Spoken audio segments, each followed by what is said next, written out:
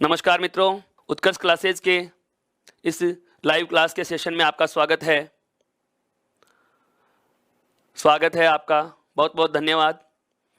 हाँ दोस्तों, अब हम आरंभ करते हैं अपने बिंदु पर। समय को व्यतीत बिल्कुल समय को व्यर्थ न गंवाएं और ध्यान दें। एक बार हम वापस से आज उसी बिंदु पर चर्चा करने वाले हैं जिस बिंदु को हम पहले आरंभ कर चुके। आज जो हमारा चल रहा सेशन है, जिसमें हमने कल बात की थी अंतिम कौन सी, स्वर संधि तक की। कहाँ की बात कर चुके हैं हम? स्वर संधि की बात कर चुके हैं। स्वर संधि के जो पांचों प्रकार हैं उनके बारे में बहुत गहरे विस्तार से हमने वार्तालाप किया। आज जो मैं बिल्कुल कल इस टॉपिक का संकेत आपको दे चुका हूं, बहुत अच्छे से इस चीज को समझना। जो स्वर संधि के 5 प्रकार हैं, जो स्वर संधि के कितने प्रकार हैं? 5 प्रकार हैं। स्वर संधि के जो 5 प्रकार हैं, इन पांचों प्रकारों की हमने बहुत अच्छे विस्तार से बात की। बहुत सारे उदाहरण भी हमने हल किए हैं और इनके अन्य उदाहरणों के लिए मैं आपको बार बार कह रहा हूं कि आप ई उत्कर्ष का ऐप इंस्टॉल कीजिए। वहां पर पीडीएफ के फॉर्मेट में इनके सारे नोट्स मिल जाएंगे। आपको ई बुक के रूप में इनकी क्वेश्चन की क्विज भी मिल जाएगी। आप टेलीग्राम ऐप से भी बोर्ड के स्क्रीनशॉट प्राप्त कर सकते हैं।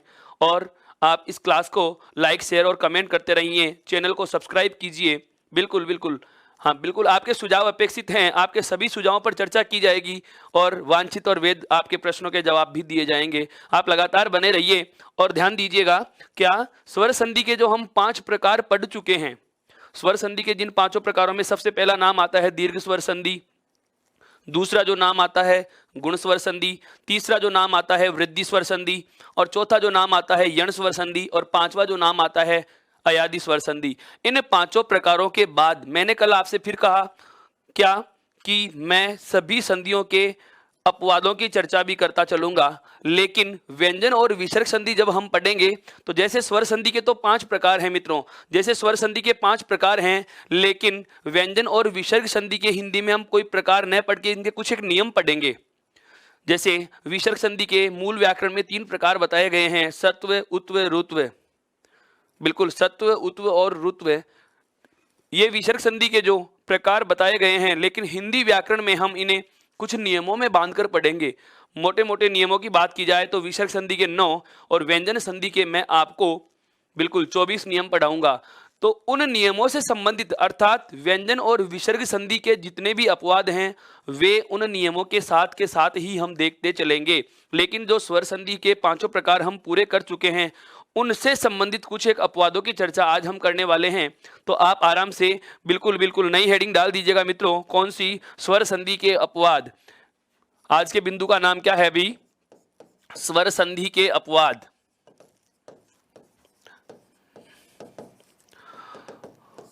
आज का बिंदु कौन सा है दोस्तों? स्वर संधि के अपवाद। कौन कौन से अपवाद हैं और वे बिल्कुल परीक्षा में पूछे नहीं जाते, लेकिन अध्यापक भर्ती परीक्षा, बिल्कुल रीट की बात करें, अध्यापक भर्ती परीक्षा या तृतीय श्रेणी भर्ती पात्रता परीक्षा जो थी, रीट अभी हुआ है हाल ही में, बिल्कुल 2017 का रीट था।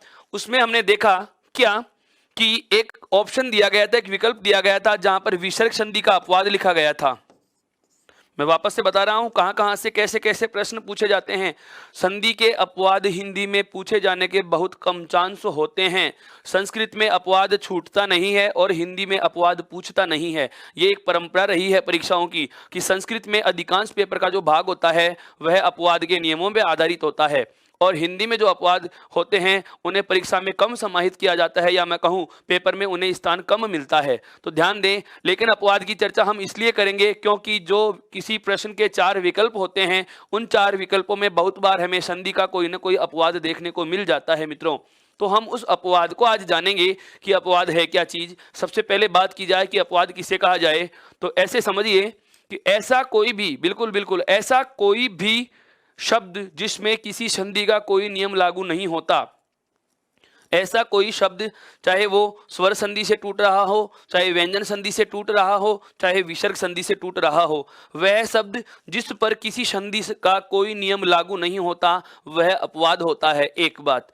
दूसरी बात, वह शब्द जो एक से ज्यादा संधियों के नियमों को फॉलो करता है, या मैं कहूं यदि किसी शब्द में किसी एक संधि से अलावा या किसी एक संधि के अलावा दूसरी संधि का कोई नियम भी उस पर लागू होता है तो वह शब्द भी क्या माना जाएगा, अपवाद माना जाएगा। अर्थात एकाधिक नियमों के उदाहरण और एकाधिक प्रकार के उदाहरण दोनों अपवाद में गिने जाते हैं। एकाधिक प्रकार अर्थात एक शब्द जिसमें एक से अधिक संधियों के प्रकार हैं, या एकाधिक नियम अर्थात वे शब्द जिनमें एक से अधिक नियमों का उल्लेख होता है, वो कौन से क्या माने जाते हैं मित्रों, अपवाद माने जाते हैं। अब आज हम केवल और केवल कौन सी संधि के अपवादों की बात करने वाले हैं, स्वर संधि के अपवादों की। कौन सी संधि के अपवादों की बात करने वाले हैं, स्वर संधि के अपवादों की बात करने वाले हैं। ध्यान दें मित्रों कि अपवाद में कौन कौन सी चीजें आएंगी। मैं सबसे पहले इसको प्रथम नियम से बात करना चाह रहा हूं, पहले नियम से आपसे जुड़ने का प्रयास कर रहे हैं। देखिए कुछ शब्द लिखूंगा मैं आपके सामने। सबसे पहला शब्द है प्रौढ़। सबसे पहला शब्द क्या है, प्रौढ़। फिर एक शब्द है मित्रों प्रौढ़ा। प्रौढ़, फिर है शब्द क्या, प्रौढ़ा। उसके बाद शब्द है स्वेर। शब्द क्या है मित्रों, स्वेर। उसके बाद है शब्द स्वेरिणी। उसके बाद में शब्द क्या है मित्रों, स्वेरिणी। एक शब्द आता है अक्षोहिणी। एक शब्द क्या आता है मित्रों, अक्षोहिणी।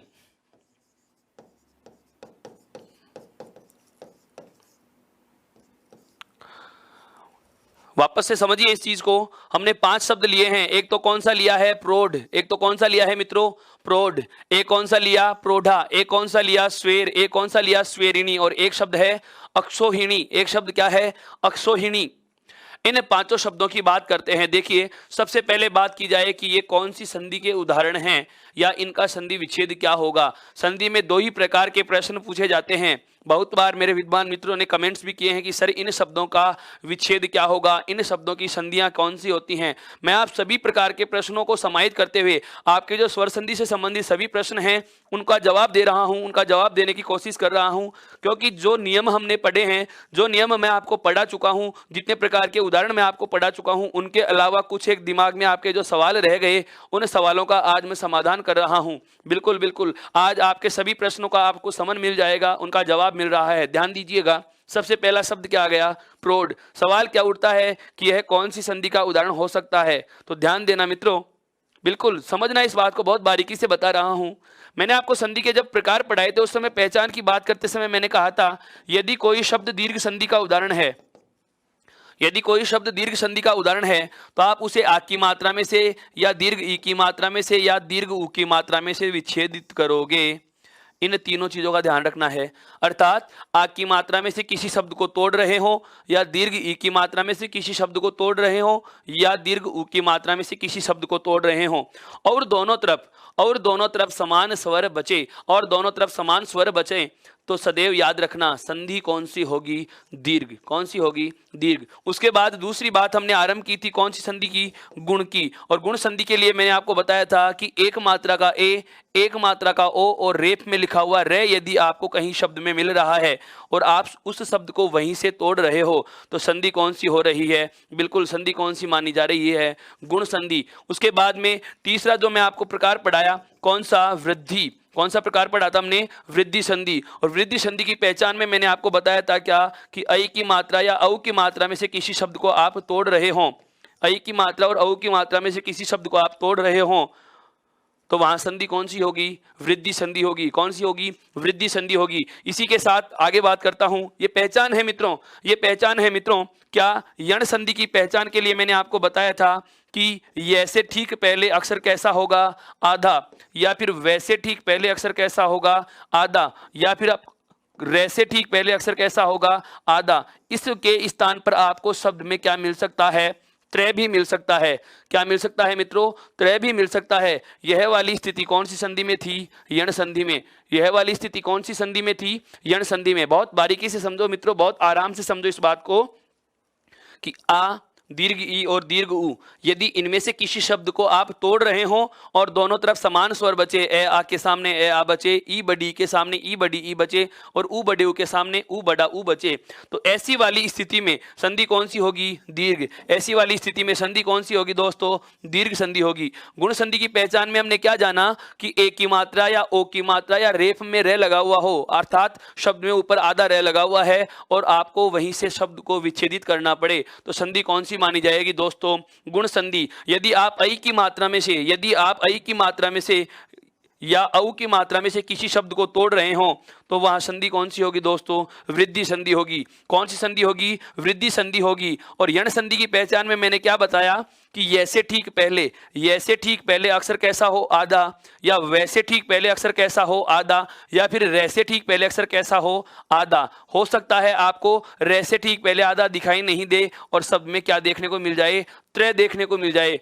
क्या देखने को मिल जाए? त्रय देखने को मिल जाए और उस शब्द को आप वहीं से तोड़ रहे हो, तो ऐसी स्थिति में वहां संधि कौन सी होगी? वृद्धि संधि होगी, सॉरी यण संधि होगी। अब अंतिम बात करते हैं कौन सी? अयादि संधि की पहचान की। और अयादि संधि के लिए ध्यान रखना है, यह हमने कल अंत में पढ़ा था क्या कि यदि शब्द में क्या लिखे हुए मिले? ये और वह, इन दोनों वर्णों में से एक वर्ण मिले आपको, या तो शब्द में कौन सा वर्ण लिखा हुआ मिलेगा? यह वर्ण, और या फिर क्या मिलेगा? वह वर्ण मिलेगा, और इसके ठीक पहले वाले वर्ण पे ए या आ स्वर जुड़ा हुआ हो। वापस से सुनिए आराम से इसको। शब्द में क्या लिखा हुआ मिले? यह लिखा हुआ मिले, या फिर शब्द में क्या लिखा हुआ मिले? वह लिखा हुआ मिले, और इस यह या वैसे ठीक पहले वाले वर्ण पे या तो ए स्वर हो या फिर आ स्वर हो। यह और यह से ठीक पहले वाला वर्ण पूरा है, और पूरा होने के साथ साथ उसमें महत्वपूर्ण बात जो ध्यान रखने की है वह कौन सी है कि उसमें स्वर कौन सा जुड़ा होगा? या तो ए जुड़ा होगा या फिर आ जुड़ा हुआ होगा। यह स्थिति यदि हमें कहीं देखने को मिलती है क्या कि यह से ठीक पहला वर्ण पूरा और उसमें ए या आ स्वर का योग, यह से ठीक पहले वाला वर्ण पूरा और उसमें ए या आ स्वर का योग, या फिर वैसे ठीक पहले वाला वर्ण पूरा और उसमें ए या आ स्वर का योग, तो इस स्थिति का नाम होता है मित्रों कौन सी संधि? अयादि संधि। कौन सी संधि होता है? अयादि संधि होता है। बिल्कुल, ये पांचों के पांचों संधियां जो स्वर संधि के 5 प्रकार हैं उनके पहचान बताई है मैंने आपको। क्या बताई है? एक शॉर्ट रूप में हमने इसकी पहचान की बात की है। किसकी बात की है? पहचान की। आप चाहें तो अलग से इसका स्क्रीनशॉट ले सकते हैं, बिल्कुल बहुत अच्छे से इसको समझने के लिए, या एक पल में पूरी स्वर संधि के 5 प्रकार का दोहरान करना हो तो आप इस प्रकार से इनका दोहरान कर सकते हो। ये पहचान के मैंने लॉजिक लिखे हैं जो हमने बहुत अच्छे से नियमों के अंतर्गत जाना। इसका स्क्रीनशॉट लेने के बाद अब हम बात करते हैं क्या कि इन शब्दों का संधि विच्छेद कैसे होगा, इन अपवादों को कैसे किया। बहुत विस्तार से चर्चा करने वाले हैं। आज हम जो स्वर संधि के 5 प्रकार पिछले 2-3 क्लासों में हमने जाने हैं, उन सभी प्रकारों के अपवादों पे आज विस्तार से चर्चा करने वाला हूं आपके साथ। देखिए, इसके बाद की बात करता हूं तो हमारे पास जो शब्द आए हैं वो कौन कौन से आए हैं दोस्तों? एक तो हमारे पास शब्द आया है क्या? प्रोढ़। एक तो हमारे पास शब्द क्या आ गया दोस्तों? प्रोढ़। एक शब्द क्या आ गया है? प्रोढ़ा। एक शब्द क्या आया है दोस्तों? स्वेर। और एक शब्द क्या आया है? स्वेरिणी। और एक शब्द क्या आया है? अक्षोहिणी। क्या आया है? अक्षोहिणी। अब इन सभी शब्दों में हमें देखो औ की मात्रा देखने को मिल रही है, औ की मात्रा देखने को मिल रही है, ऐ की मात्रा देखने को मिल रही है, ऐ की मात्रा देखने को मिल रही है और औ की मात्रा देखने को मिल रही है। अर्थात इनमें जो हमें पहचान के रूप में मात्राएं पता चल रही हैं, यहाँ पर औ की मात्रा हमें देखने को मिली, यहाँ पर भी औ की मात्रा हमें देखने को मिली, यहाँ पर ऐ की मात्रा हमें देखने को मिली, और यहाँ पर भी ऐ की मात्रा हमें देखने को मिल रही है, और यहाँ पर औ की मात्रा हमें देखने को मिल रही है। अर्थात पहचान के तरीके से बात की जाए तो ये सभी के सभी स्वर कौन, हाँ बिल्कुल सभी के सभी स्वर जो हैं कौन सी संधि के हैं? वृद्धि संधि के हैं। कौन सी संधि के हैं? वृद्धि संधि के हैं। अर्थात पहचान की बात की जाए तो मैं ये कह सकता हूं कि मेरे को जो पहचान का बिल्कुल लॉजिक पता था उसके अनुसार सर मैं इनमें वृद्धि संधि का चयन करूंगा और इसको वृद्धि संधि में शामिल करेंगे। लेकिन दोस्तों अभी आपके सामने इसका जैसे ही विच्छेद आएगा तो आप कहोगे कि यह वृद्धि संधि का उदाहरण नहीं बल्कि अपवाद में शामिल होना चाहिए। कैसे? देखो मित्रों, इस प्रौढ़ शब्द का संधि विच्छेद होता है प्र प्लस ऊढ़। प्र प्लस ऊढ़। ध्यान दें, यहां पर यदि आप प्र को पूरा स्वर रहित करके या मैं कहूं पे में जुड़े हुए रे को अगर आधा लिख देते हो या हलंत लगा के आधा करते हो तो यहां पर प्रथम पद का जो अंतिम वर्ण है वह क्या निकल के आएगा? ए। क्या निकल के आएगा दोस्तों, ए निकल के आएगा। इधर ऊ में, ऊढ़ में क्या बचा हुआ है, ऊ, और उसके बाद में क्या लिखा हुआ है, ढ। इस प्रौढ़ शब्द का जो संधि विच्छेद क्या हुआ, प्र प्लस ऊढ़, क्या हुआ, प्र प्लस ऊढ़। ठीक उसी प्रकार से इस प्रौढ़ा शब्द का संधि विच्छेद यदि आपसे पूछा जाए तो प्रौढ़ा शब्द का संधि विच्छेद होता है प्र प्लस ऊढ़ा, प्र प्लस ऊढ़ा। दो चीजें समझना, यहां पर क्या है, प्रथम पद का अंतिम वर्ण ए और दूसरे पद का पहला वर्ण क्या है, ऊ। और हमें बहुत अच्छे से पता है कि जब ए के बाद ऊ का योग हो, जब ए के बाद ऊ का योग हो मित्रों, तो बनता क्या है, हमारे पास गुण स्वर ओ बनता है।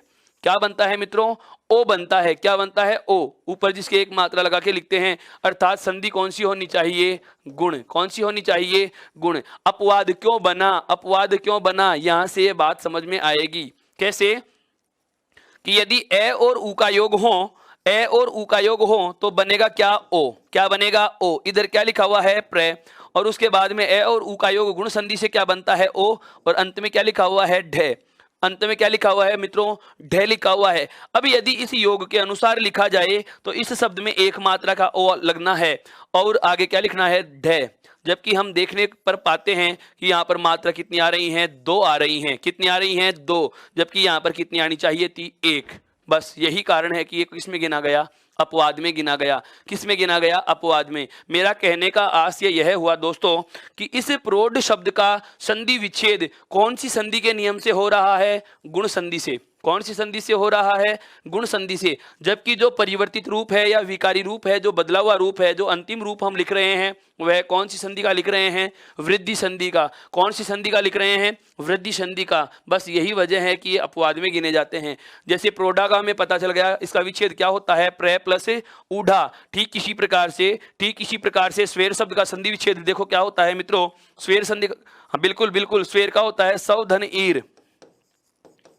क्या होता है, सवधन ईर।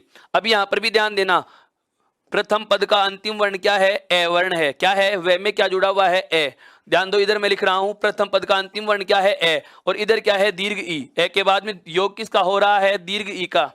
और हमें बहुत अच्छे से पता है कि ए के बाद चाहे छोटी ई आए चाहे बड़ी ई आए, बनेगा क्या, ए। बनेगा क्या, ए। जबकि शब्द में क्या आ रहा है, आई आ रहा है। क्या आ रहा है, आई आ रहा है। अर्थात यह शब्द भी गुण संधि से टूट रहा है। यहाँ पर विच्छेद कौन सी संधि से हो रहा है, गुण संधि से हो रहा है। जैसे स्वेरिणी की बात करें तो स्वेरिणी का बिल्कुल संधि विच्छेद होता है सवधन ईरिणी। सवधन ईरिणी, स्वेरिणी का संधि विच्छेद क्या होता है, सवधन ईरिणी। स्वेरिणी का अर्थ होता है स्वेच्छाचारिणी महिला, अर्थात अपनी इच्छा के अनुसार कार्य करने वाली स्त्री को क्या कहते हैं, बिल्कुल स्वेरिणी कहा जाता है। ध्यान देना, यहाँ पर बहुत अच्छी चीज बताने वाला हूं आपको कि प्रथम पद का अंतिम वर्ण क्या है मित्रों, वे में जुड़ा हुआ ए। क्या है, प्रथम पद का अंतिम वर्ण वे में जुड़ा हुआ ए, और दूसरे पद का पहला वर्ण क्या है, यहाँ पे ई। और हमें पता है कि जब ए के साथ ई जुड़ती है तो क्या बनता है मित्रों, ए बनता है। क्या बनता है, ए। अर्थात मात्रा कितनी आनी चाहिए थी, एक, जबकि हम यहाँ पर लगा कितनी रखे हैं, वृद्धि की, अर्थात दो लगा रखे हैं। तो यह भी क्या हो गया, अपवाद हो गया। अंतिम जो शब्द है कौन सा, अक्षोहिणी। अक्षोहिणी का संधि विच्छेद देखो क्या होता है, अक्ष योग उहिनी। अक्ष योग उहिनी। वापस से समझना मित्रों,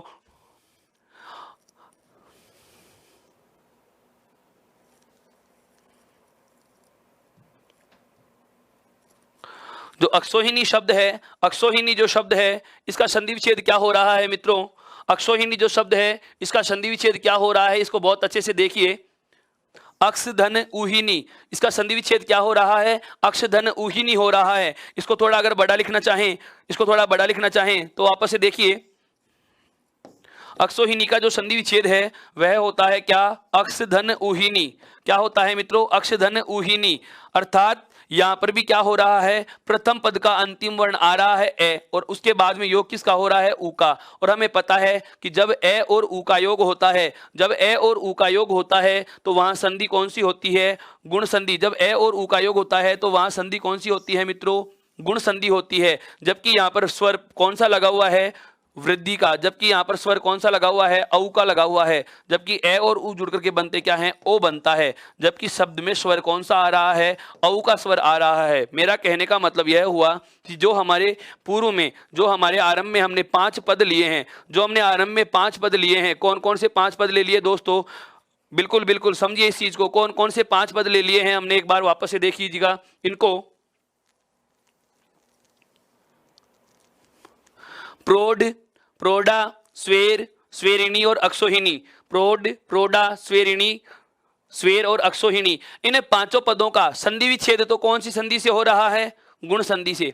बिल्कुल, संधि विच्छेद तो कौन सी संधि से हो रहा है, गुण संधि से। जबकि इन 5 ही शब्दों में, जबकि इन 5 ही शब्दों में संधि कौन सी मानी जा रही है दोस्तों, कौन सी मानी जा रही है, वृद्धि संधि मानी जा रही है। अर्थात इन 5 शब्दों के जो ये संधि विच्छेद मैंने लिखे हैं, इन 5 शब्दों के जो संधि विच्छेद मैंने लिखे हैं, प्रश्न कैसे पूछा जाएगा इस पे मैं चर्चा करने वाला हूं। पहले आप इस बात को गौर कीजिए कि प्रौढ़ शब्द का संधि विच्छेद क्या होता है, प्रधन ऊढ़।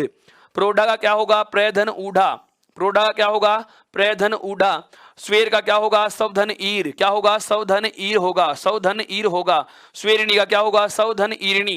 क्या होगा मित्रों, सवधन ईरिणी। और अक्षोहिणी का क्या होता है, अक्षधन ऊहिणी। क्या होता है मित्रों, अक्षधन ऊहिणी संधि इसका विच्छेद है। तो ये 5 शब्द जो हैं ये कौन सी संधि से टूट रहे हैं, गुण संधि से। अब बात आती है कि सर प्रश्न कैसे पूछा जाता है। यदि इन अपवादों में से भी प्रश्न पूछा जाएगा तो वही 2 प्रकार के प्रश्न पूछे जा सकते हैं। कौन कौन से प्रश्न होंगे कि दिए गए शब्द में संधि कौन सी होगी और दिए गए शब्द का संधि विच्छेद क्या होगा। यदि आपको इसमें इसका संधि विच्छेद पूछा जाता है तो मैंने 5 शब्दों के आपके सामने संधि विच्छेद लिख दिए हैं, आप इसका स्क्रीनशॉट ले सकते हैं। क्या क्या कि प्रौढ़ का संधि विच्छेद क्या होगा, प्रधन ऊढ़। क्या होगा, प्रधन ऊढ़। प्रोढ़ा का क्या होगा, प्र प्लस ऊढ़ा। स्वेर का क्या होगा, सवधन ईर। स्वेरिणी का क्या होगा, सवधन ईरिणी। और अक्षोहिणी का क्या होगा, अक्षधन ऊहिणी।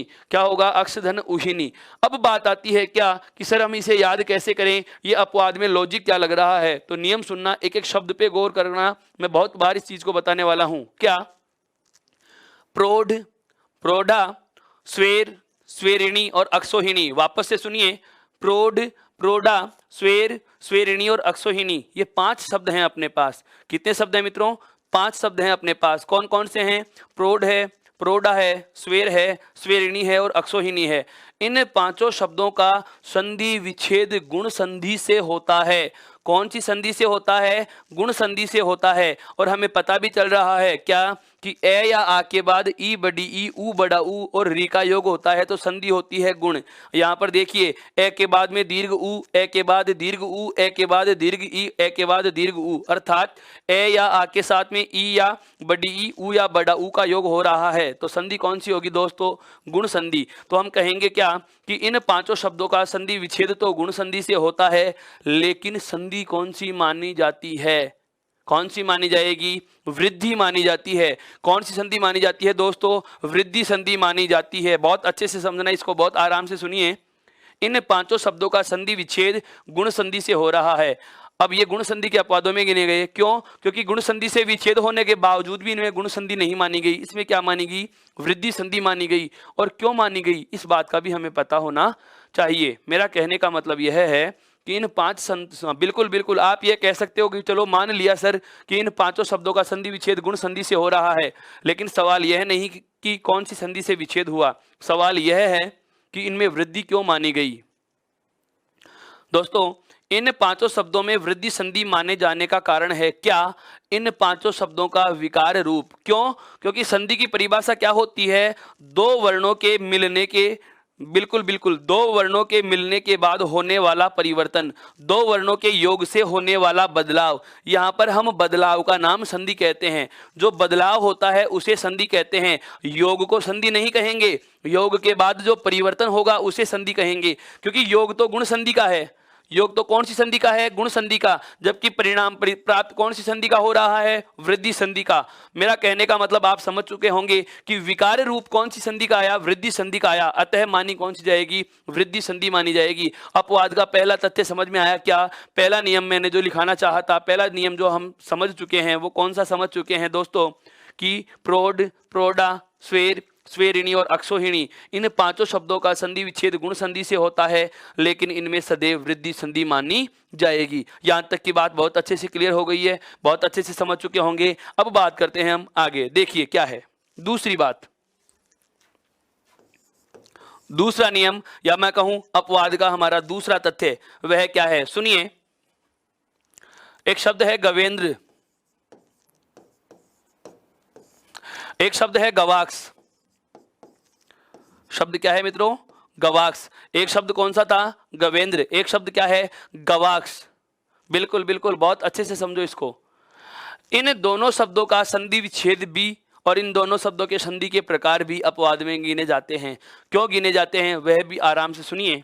सबसे पहले बात करते हैं हम किसकी? गवेंद्र की, कि ये गवेंद्र क्या है। इस गवेंद्र को समझिए। देखने में हमें लग रहा है कि यहाँ पर एक मात्रा का ए अर्थात गुण स्वर लगा हुआ है। कौन सा स्वर लगा हुआ है?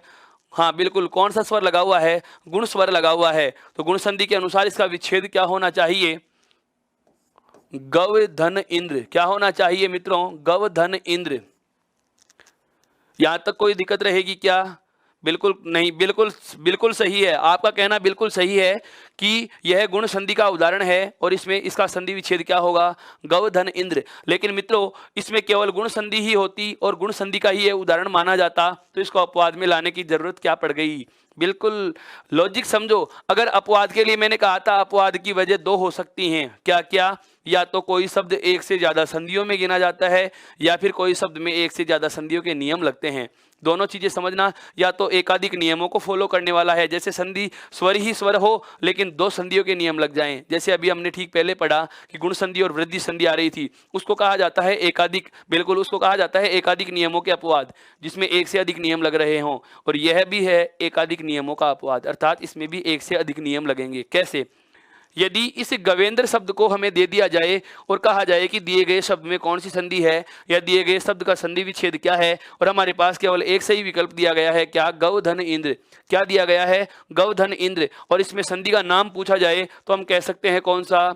गुण संधि। क्या कह सकते हैं? गुण संधि। यहां तक तो यह अपवाद है ही नहीं। अगर इतना ही दिया जाता तो यह अपवाद होता ही नहीं, क्योंकि यह चीज तो नियम से पता चल चुकी है हमें। इसको अपवाद मानने की वजह यह नहीं, इसको अपवाद मानने की वजह यह है कि इस गवेंद्र शब्द का दूसरा संधि विच्छेद और होता है जो सही नहीं है, जो सही नहीं है फिर भी माना जाता है, फिर भी माना जाता है। और वो है मित्रों क्या? गोधन इंद्र। कौन सा है दोस्तों? गोधन इंद्र। क्या है दोस्तों? गोधन इंद्र। अब ये शब्द देखो क्या बनता है, अयादि संधि से इसे तोड़ने का प्रयास किया जा रहा है। बनने वाला शब्द गवेंद्र नहीं बनेगा, जबकि गविंद्र बनेगा। क्या बनेगा? गविंद्र बनेगा। लेकिन स्वीकार किया गया। क्यों स्वीकार किया गया? क्योंकि गौ का अर्थ भी क्या होता है? गाय। बिल्कुल बिल्कुल, इस चीज को समझना है दोस्तों आपको। क्या? कि गौ का अर्थ भी क्या होता है दोस्तों? गाय होता है। और गौ का अर्थ भी क्या होता है दोस्तों? गाय होता है। क्या होता है? गाय होता है। गौ और गो दोनों के दोनों समानार्थी शब्द हैं। इन दोनों का हम कहें तो पर्याय रूप में प्रयोग किया जा सकता है। चाहे तो गौ लिखो चाहे गो लिखो, दोनों का अर्थ समान होगा। कौन सा? गाय। अब इधर क्या है? इंद्र। ये तो पद समान ही है। अब गो प्लस इंद्र, संधि कौन सी है यहाँ पर? अयादि संधि। कौन सी संधि दे रखी है? अयादि संधि दे रखी है। जबकि इसका वास्तविक रूप देखा जाए तो गो प्लस इंद्र का परिणाम हमें जो प्राप्त होता है मित्रों, वह होता है क्या? गविंद्र प्राप्त होता है। क्या प्राप्त होता है? गविंद्र प्राप्त होता है। लेकिन लिखा कौन सा जाता है? गवेंद्र लिखा जाता है। यह वजह होती है कि इसे अपवाद में शामिल किया गया। क्यों? क्योंकि गो का अर्थ भी गाय होता है और गौ का अर्थ भी गाय होता है। दोनों पदों का अर्थ समान होने की वजह से इस शब्द के दो प्रकार से संधि विच्छेद कर लिए गए, जबकि दोनों का अर्थ एक ही है। भगवान श्री कृष्ण से लिया गया, गायों का स्वामी, गायों का पालक, गोपाल जिसको हम कहते हैं। कौन है? भगवान श्री कृष्ण। बहुवीरी समास के उदाहरणों में भी आप इसको गिन सकते हो। योग रूढ़ शब्दों में भी बिल्कुल, योग रूढ़ शब्दों में भी आप इसे शामिल कर सकते हो। यहां तक की बात हमें समझ में आई। अभी मैंने अपवाद का नियम नहीं बताया, अभी मैं सिर्फ वो चीजें चर्चा कर रहा हूं जो इन्हें अपवाद साबित करेंगी। अभी मैं सिर्फ वह बात आपको बताने की कोशिश कर रहा हूं कि इनको अपवाद क्यों माना गया।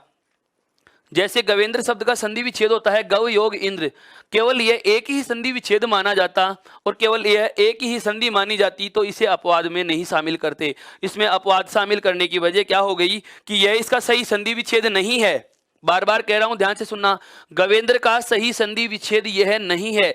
गो प्लस इंद्र का परिणाम क्या होता है? गविंद्र होता है। कौन सा होता है मित्रों? गविंद्र होता है। जबकि गवेंद्र का संधि विच्छेद हम दूसरा कौन सा मान रहे हैं? गो योग इंद्र मान रहे हैं, और संधि का नाम कौन सा दे रहे हैं?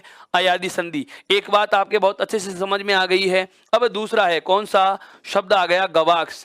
और वही वाली बात, इसका देखो, इसका भी दो प्रकार से संधि विच्छेद होगा। एक तो होता है गव धन अक्षी, गव धन अक्षी। अब आपके जहन में एक सवाल उठ रहा होगा, बिल्कुल बिल्कुल आपके जहन में एक सवाल आ चुका कि सर यहाँ पर तो ये ई की मात्रा है ही नहीं। देखो यहाँ पर क्षय में ई की मात्रा नहीं है, जबकि यहाँ मैंने ऋस्व ई का प्रयोग कर लिया। अभी एक आगे और नियम आएगा, मैं आपके सामने 4-5 शब्द लिखूंगा। देखो मित्रों, एक तो शब्द आता है अच्छ, एक शब्द आता है इच्छ, एक शब्द आता है अक्ष, एक शब्द आता है रात्र। क्या आता है? रात्र। एक शब्द आता है निस। एक शब्द कौन सा आता है? निस। वापस से सुनना, बिल्कुल पूरा बड़ा नियम मैं चर्चा करूंगा आपसे। जैसे एक शब्द तो आपके सामने आता है रात्र, एक शब्द आता है कौन सा? निस, एक शब्द आता है आपके सामने इच्छ, और एक शब्द आता है आपके सामने अच्छ। कौन सा आता है? अच्छ। ये कुछ एक शब्द हैं दोस्तों। एक शब्द आता है अक्ष। क्या? अक्ष। ये पांचों में से किसी भी शब्द का प्रयोग यदि किसी पद के अंतिम, बिल्कुल बिल्कुल, इन पांचों में से किसी भी शब्द को अंत में जोड़ दिया जाए, इन पांचों में से किसी भी शब्द को अंत में जोड़ दिया जाए तो ये बदलते हैं। रात्रि के स्थान पर रात्रि माना जाता है, निस के स्थान पर निशा माना जाता है, इच्छ के स्थान पर इच्छा माना जाता है, अच्छ के स्थान पर अच्छा माना जाता है, और अक्ष के स्थान पर अक्षी माना जाता है। आंख का पर्यायवाची जिसको आप मानते हो, आंख का तत्सम शब्द जिसे कहा जाता है क्या? अक्षी। क्या कहा जाता है? अक्षी। इसका अर्थ क्या होता है? आंख। अक्षी का अर्थ क्या होता है? आंख होता है, जो इसका तद्भव शब्द है। ध्यान दीजिएगा, मूल शब्द क्या है? अक्ष, और अक्ष से क्या बना लिया हमने? अक्षी। तो यह तो कौन सी संधि से विच्छेद हो रहा है? देखो, ए और ए। प्रथम पद का अंतिम वर्ण क्या है मित्रों? गव वे। वे में क्या जुड़ा हुआ है? ए। गव वे में क्या जुड़ा हुआ है? ए। और दूसरे पद का प्रथम वर्ण भी क्या है? ए। और जब ए और ए का योग होता है तो परिणाम क्या होता है मित्रों? आ। अर्थात यहाँ तो संधि कौन सी है? दीर्घ। कौन सी संधि है दोस्तों? दीर्घ। यहां तक तो कोई अपवाद की बात ही नहीं आई।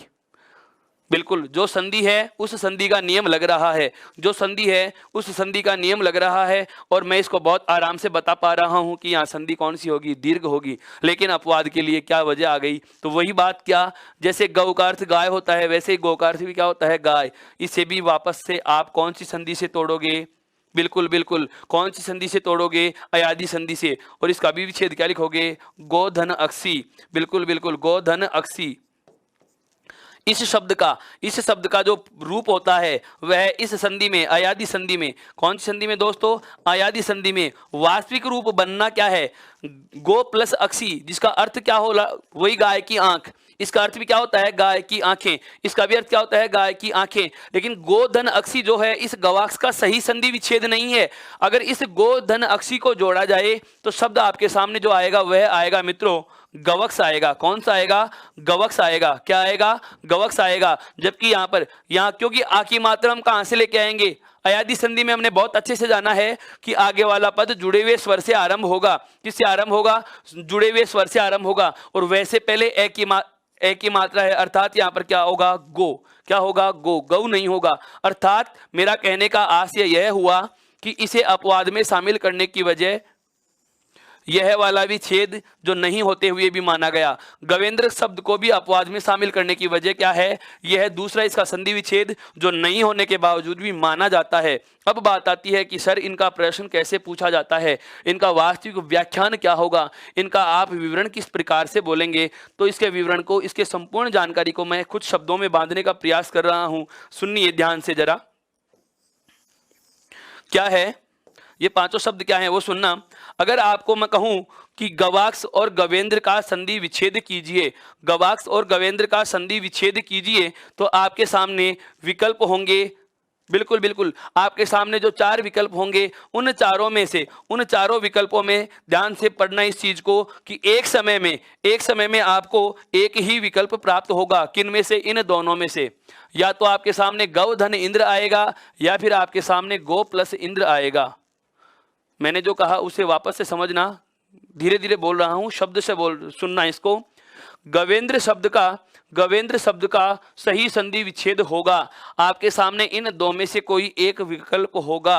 यदि दोनों विकल्प दे दिए जाते हैं तो निश्चित रूप से तीसरा या चौथा जो विकल्प होता है उसे ध्यान से पढ़ लेना, वह होगा ए व ब दोनों, ए व ब दोनों। यदि ऐसा कोई विकल्प नहीं दिया जाए जिसमें आपको ये दोनों विकल्प भी हों और उपरोक्त दोनों को चुनाव करने की आपको स्वतंत्रता नहीं दी जाए तो निश्चित रूप से उस प्रश्न को मित्रों डिलीट समझना, गलत समझना। क्यों? क्योंकि इन दोनों शब्दों में ही चाहे गवेंद्र हो चाहे गवाक्स हो, अब बोल रहा हूं अपवाद का नियम नंबर जो 2 है वो, बिल्कुल बिल्कुल अब बोल रहा हूं अपवाद का नियम नंबर 2। उसके बाद आपको मैं समय दूंगा इसका स्क्रीनशॉट लेने के लिए। पहले एक बार नियम सुनिए, उसके बाद स्क्रीनशॉट लेना है। नियम क्या है सुनिए ध्यान से। 2 शब्द हैं आपके पास, एक तो है कौन सा, गवाक्स, और एक शब्द कौन सा है, गवेंद्र। गवाक्स तथा गवेंद्र में, गवाक्स तथा गवेंद्र में, बिल्कुल ध्यान से सुनना इनको, गवाक्स तथा गवेंद्र में 2-2 संधियां मानी जाती हैं। एक एक तो वह जो हो रही है, एक एक तो कौन सी, जैसे गवाक्स में कौन सी है, दीर्घ संधि है, और गवेंद्र में कौन सी संधि है, गुण संधि है। ये तो है ही है, मानी कौन सी गई है दोनों में, एक और अयादी, कौन सी मानी गई है, अयादी संधि मानी गई है। मेरा कहने का आशय यह है कि गवाक्स और गवेंद्र में 2-2 संधियां मानी जाती हैं और 2-2 ही इनके संधि विच्छेद होते हैं और दोनों ही सही भी होते हैं। अर्थात परीक्षा में एक समय में आपको या तो एक ही संधि का नाम देगा या फिर एक ही संधि विच्छेद का विकल्प चयन कराएगा। यदि दोनों दे दिए जाते हैं तो तीसरा विकल्प निश्चित रूप से या चौथा विकल्प निश्चित रूप से आपके सामने होगा, उपरोक्त दोनों, उपरोक्त दोनों। बहुत आराम से समझना इस बात को। 2 शब्दों की मैं बात कर चुका हूं, एक तो कौन सा आ गया, गवाक्स, और एक शब्द कौन सा आ गया, गवेंद्र। इन दोनों शब्दों में 2-2 संधियां होती हैं और 2-2 ही इनके संधि विच्छेद होते हैं और दोनों ही माने जाते हैं, दोनों ही माने जाते हैं। चाहे गवाक्स आए तो भी सही होगा, गवेंद्र आए तो भी सही होगा। यहां तक की बात आप समझ चुके होंगे मित्रों। अब इसका स्क्रीनशॉट ले लीजिए, यह अपवाद का नियम नंबर 2 हो चुका है। अब उसके बाद हम बात करेंगे नियम नंबर 3 की। बिल्कुल आराम से इसका स्क्रीनशॉट लीजिए। देखिए अब इसकी बात करते हैं तीसरे नियम की, अपवाद का नियम नंबर 3। वापस से आपके जहन में एक बात घूमेगी, कौन सी, मैं नंबर 3 लिखते ही आपके सामने एक शब्द लिखने वाला हूं, कौन सा, रामायण। शब्द कौन सा आ गया मित्रों, रामायण। बिल्कुल बिल्कुल यह शब्द आ गया है रामायण। और रामायण शब्द के लिए मैंने कहा था कि इसको मैं 2 बार अंडरलाइन करवा चुका हूं, दीर्घ संधि का उदाहरण के रूप में और अयादी संधि में भी। अब आज इसको मैं एक अपवाद के तरीके से आपको बताऊंगा कि रामायण शब्द क्या है। सुनिए, इस रामायण शब्द का जो संधि विच्छेद होता है वह 3 प्रकार से होता है। रामायण शब्द का जो संधि विच्छेद है वो 3 प्रकार से होता है। क्या क्या? रामायण शब्द का जो प्रथम संधि विच्छेद है वह क्या है, राम धन अयन। कौन सा है भाई, राम धन अयन। और यह कौन सी संधि का है, दीर्घ संधि से। कौन सी संधि से होता है, दीर्घ संधि से। इसका मतलब क्या हुआ कि यहाँ पर प्रथम पद का अंतिम वर्ण क्या है, ए है। प्रथम पद का अंतिम वर्ण क्या है, ए, और दूसरे पद का प्रथम वर्ण भी क्या है मित्रों, ए। जब ए और ए योग करता है तो क्या बनता है, आ। अर्थात यहाँ पर हम क्या मान रहे हैं, आ। यहां तक की बात समझ में आई। यह तो कौन सी संधि थी, दीर्घ संधि। यह तो कौन सी संधि है, दीर्घ संधि। एक बात। दूसरी बात देखिए, जिसको हम जान चुके थे बहुत पहले, इसका दूसरा जो विच्छेद होता है वह होता है रामई धन अन। कौन सा होता है मित्रों, रामई धन अन। कौन सी संधि से विच्छेद किया, जरा दिमाग लगाएं देखें। मैंने रामायण शब्द का जो दूसरा संधि विच्छेद किया है वह कौन सी संधि से किया है। मैंने रामायण शब्द का जो दूसरा संधि विच्छेद आपके सामने लिखा वह कौन सी संधि से लिख दिया। बिल्कुल इस चीज को समझो। यह जो मैंने दूसरा संधि विच्छेद लिखा है, यह जो मैंने दूसरा संधि विच्छेद लिखा है, ये कौन सी संधि से लिख दिया, अयादी संधि से। कौन सी संधि से लिखा है मित्रों, अयादी संधि से। देखो अयादी संधि का यहाँ पर नियम लग रहा है। सुनिए, अयादी संधि में हमने अभी अभी जो आते ही मैंने आरंभ में आपको पहचान के बताए थे तरीके, आते ही मैंने जो आपके सामने पहचान के तरीके रखे थे उसमें एक चीज आपको बताई थी। एक चीज आपको मैंने क्या बताई थी कि यदि यदि यह और वह वर्ण से पहले, यह और वह वर्ण से ठीक पहले पूरा वर्ण लिखा हुआ मिले और उसमें ए या आ की मात्रा हो।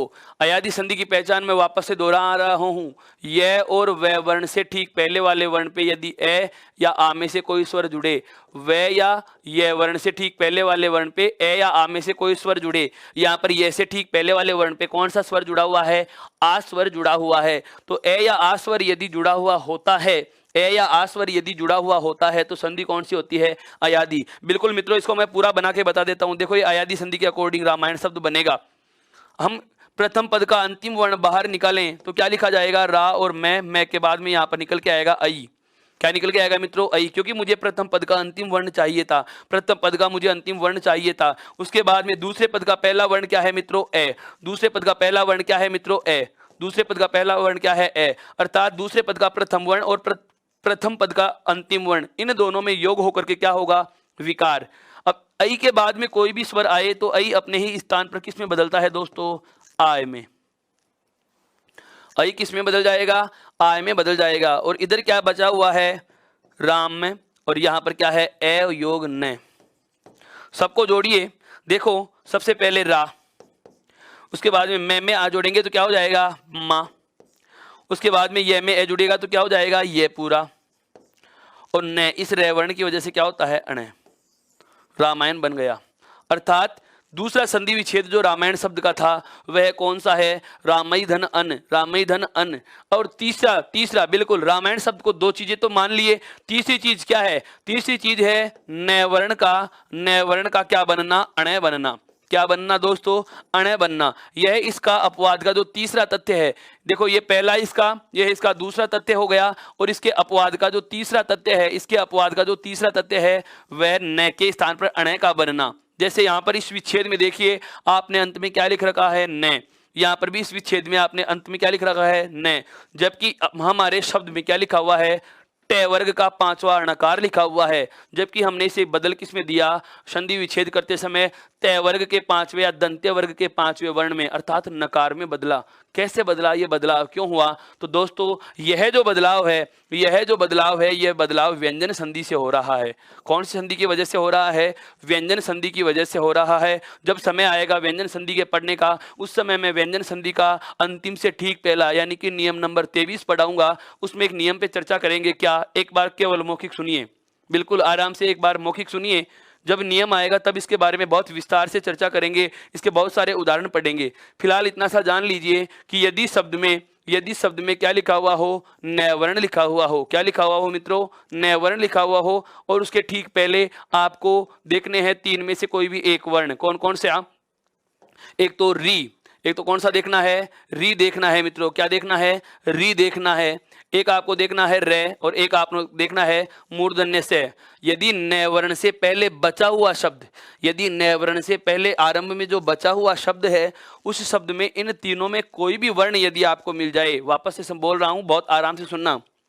यदि नवर्ण से पहले जो बचा हुआ शब्द है, यदि नवर्ण से पहले जो बचा हुआ शब्द है उसमें री, रे और से, इन तीनों में से कोई भी वर्ण मिले, चाहे एक आए, दो आए, चाहे तीनों आ जाएं, चाहे ठीक पहले हो चाहे बहुत पहले हो, कहीं भी हो, नवर्ण से पहले बचा हुआ जो शब्द होता है, इस नवर्ण से पहले जो बचा हुआ शब्द होता है उसमें कहीं भी इन तीनों में से कोई भी वर्ण यदि आपको मिल जाता है तो इस न के स्थान पर आप शब्द में क्या लिखोगे? अण लिखोगे। क्या लिखोगे दोस्तों? अण। देखिए जैसे यहाँ पर अयन में इन तीनों में से एक भी वर्ण नहीं है तो न का नहीं रहा। लेकिन जैसे ही आपने क्या किया? लेकिन जैसे ही आपने इस अयन शब्द को राम शब्द के साथ में जोड़ा तो इस पद में ये न इस रेवर्ण की वजह से किस में बदल गया? अण में बदल जाता है। यहाँ पर भी देख लीजिएगा आप, इस अन में न से पहले ये ए है, री, रे और से में से कुछ नहीं मिल रहा। लेकिन जैसे ही इस अन को आप रामई के साथ जोड़ोगे तो ये रेवर्ण होने की वजह से इस नवर्ण को इस रेवर्ण के कारण किस में बदलना पड़ा? हमें अण में बदलना पड़ा। किस में बदलना पड़ा? णकार में बदलना पड़ा, ट वर्ग के पांचवें में बदलना पड़ा। और यह बदलाव कौन सी संधि से होता है? व्यंजन संधि से होता है दोस्तों। कौन सी संधि से होता है? व्यंजन संधि से होता है। तो यह बात आपके बहुत अच्छे से समझ में आ गई होगी। अब आप इसका नियम कैसे बोलोगे? इसका नियम क्या है वो सुनना कि रामायण शब्द में बिल्कुल ये इसका इतना विस्तार से मैं चर्चा इसलिए कर रहा हूं क्योंकि ये सेकंड ग्रेड 2016 में प्रश्न पूछा जा चुका है। अर्थात ये प्रश्न फिर से दोहराए। रामायण शब्द, विद्यालय शब्द देखने में बहुत सरल लगते हैं, लेकिन रामायण शब्द में हमें पता चल रहा है क्या कि तीन संधियों के नियम लग रहे हैं, जिसमें एकाधिक संधि भी हो गई और एकाधिक नियम भी हो गए। एकाधिक नियम का मतलब तो इसमें स्वर संधि के 2 नियम लग गए, एक तो दीर्घ का लग गया और एक अयादि का लग गया। और एकाधिक संधियां अर्थात इसमें व्यंजन संधि का नियम भी लग रहा है और स्वर संधि का नियम भी लग रहा है। तो मैं कहूंगा इसको परिभाषा के शब्दों में बांधने का प्रयास कर रहा हूं। सुनिए कि रामायण शब्द में 3 संधियों के नियम लगते हैं। रामायण शब्द में 3 संधियों के नियम लगते हैं। यह आपको भ्रमित करने के लिए इस प्रकार का विकल्प दे करके आपकी मति भ्रमित कर सकता है, आपको कंफ्यूज कर सकता है, लेकिन आप निश्चित रूप से जो मैं बोल रहा हूं इस लाइन को सदैव के लिए याद रखना। क्या बोला मैंने कि रामायण शब्द में 3 संधियों के नियम लगते हैं, लेकिन इसमें सदैव दीर्घ संधि ही मानी जाएगी। कुछ समझ में आया दोस्तों मैंने क्या कहा? कि रामायण शब्द में 3 संधियों के नियम लगते हैं। 3 संधियां कौन कौन सी हो गई? एक तो हो गई आपके दीर्घ संधि, एक हो गई आपके अयादि संधि, और एक हो गई कौन सी? आपके व्यंजन संधि। तो रामायण शब्द में 3 संधियों के नियम लगते हैं, लेकिन इसमें केवल एक ही, बिल्कुल, लेकिन इसमें केवल एक ही संधि, और वह भी कौन सी? दीर्घ संधि ही मानी जाएगी। लेकिन इसमें सदैव कौन सी मानी जाती है? दीर्घ ही मानी जाती है। कौन सी मानी जाती है दोस्तों? दीर्घ ही मानी जाती है। इस बात को भी बहुत अच्छे से याद रखना है आपको। अब आप इसका स्क्रीनशॉट ले सकते हैं अच्छे से, उसके बाद हम आगे वाले नियम पे चर्चा करेंगे एक बार।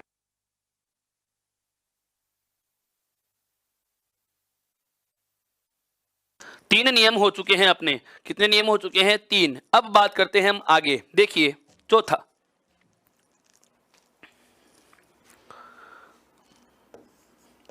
जो मैं लाइन लिख रहा हूं उसको समझिए, उसके बाद उसका उदाहरण लेंगे। यदि, बिल्कुल इन शब्दों का अभी मैंने आपको संकेत दिया था, 4-5 जो शब्द सुने हैं आपने, कौन कौन से? अक्षी, रात्र, निश, इच्छ, इच्छा, इस प्रकार के। सुनिए क्या है वो। यदि किसी शब्द के अंत में, यदि किसी शब्द के अंत में, यदि किसी शब्द के अंत में अक्ष,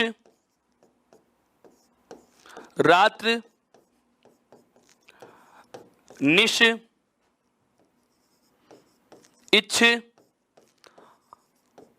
और अच्छ, यदि किसी शब्द के अंत में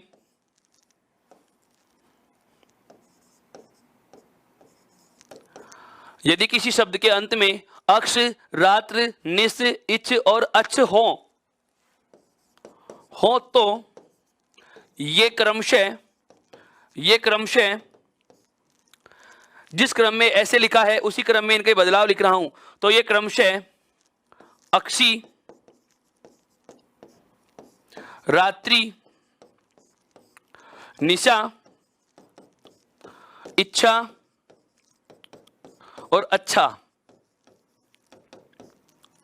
वापस से सुनना, एक एक शब्द पे गौर करना ध्यान से। यदि किसी शब्द के अंत में कौन कौन से शब्द हो? अक्ष हो, इच्छ हो, अच्छ हो, रात्र हो और निश हो, तो ये किस किस में बदल जाएंगे? अक्ष के स्थान पर क्या आएगा दोस्तों? अक्ष के स्थान पर क्या आएगा दोस्तों? अक्षी। क्या आएगा? अक्षी। कब? जब आप विच्छेद करेंगे। अभी मैं इन सभी के उदाहरण भी आपके सामने रखूंगा, पहले नियम जो मैंने बोला है उसको ध्यान दीजिएगा।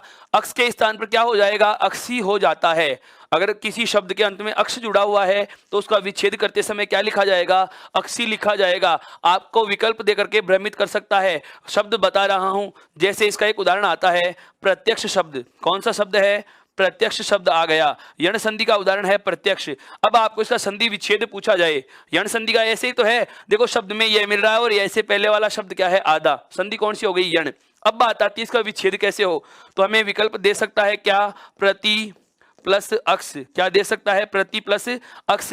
तो हमें अक्ष नहीं करना, क्योंकि अक्ष का मतलब होता है केंद्र, और यहाँ पर होता है अक्ष का अर्थ क्या लिया जा रहा है? आंखें। क्या लिया जा रहा है? आंखें। और आंखें कब निकलेगा? जब इस अक्ष को आप क्या बनाओगे? अक्षी बनाओगे। तो मैंने क्या कहा कि यदि किसी पद के अंत में अक्ष, रात्र, निश, इच्छ, अच्छ हो तो ये क्रमशः अक्षी, रात्रि, निशा, इच्छा तथा अच्छा में बदल जाते हैं। अच्छा में बदल जाते हैं। यह हमारा नियम हो गया, यह हमारा नियम हो गया है। अब बात करते हैं उदाहरणों की। तो अक्ष के स्थान पर क्या करना है? अक्षी करना है। अर्थात प्रत्यक्ष शब्द का संधि विच्छेद क्या होगा? प्रतियोग अक्षी। क्या होगा? प्रतियोग अक्षी। एक बात। दूसरी बात, दूसरा शब्द जो हमें दिया गया है वह कौन सा है? रात्र। अर्थात रात्र के स्थान पर क्या हो जाएगा मित्रों? रात्रि हो जाएगा। रात्र के स्थान पर क्या हो जाएगा? रात्रि हो जाता है। एक संयोग का उदाहरण आता है, एक संयोग का उदाहरण आता है। जैसे हिंदी महीनों के अनुसार एक त्योहार मनाया जाता है। कौन सा? नवरात्र मनाया जाता है। कौन सा मनाया जाता है? नवरात्र मनाया जाता है। नवरात्र लिखते हैं हम। इस नवरात्र का यदि आप विच्छेद करते हो तो इसका टुकड़ा होता है, देखो, नव धन रात्रि। नव धन रात्रि, 9 रातों का समूह है। 9 रातों का समूह है। एक त्योहार के रूप में माँ दुर्गा के बिल्कुल माँ दुर्गा के पूजनीय त्योहारों के रूप में मनाया जाता है। कौन सा? नवरात्रि। 9 रातों का समूह है, 9 रातों का समूह है। अर्थात किसी पद के अंत में रात्र जुड़ा हुआ हो तो उसका अर्थ क्या निकलता है? रात्रि निकलता है। क्या निकलता है मित्रों? रात्रि निकलता है। और यदि किसी शब्द के अंत में क्या जुड़ा हुआ हो? निशा, यदि सॉरी निस जुड़ा हुआ हो। क्या जुड़ा हुआ हो? निस जुड़ा हुआ हो, तो उसके स्थान पर क्या हो जाएगा? निशा हो जाता है। ध्यान देना, यदि किसी पद के अंत में क्या जुड़ा हुआ हो? निस, तो उसके स्थान पर क्या हो जाएगा मित्रों? निशा हो जाता है। जैसे एक शब्द लिख रहा हूं मैं आपके सामने, शब्द है अहरनिश। क्या है शब्द?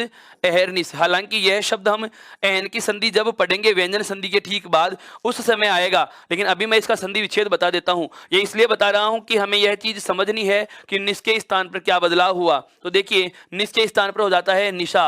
अहरनिश का जो संधि विच्छेद होता है वह होता है अहन धन निशा।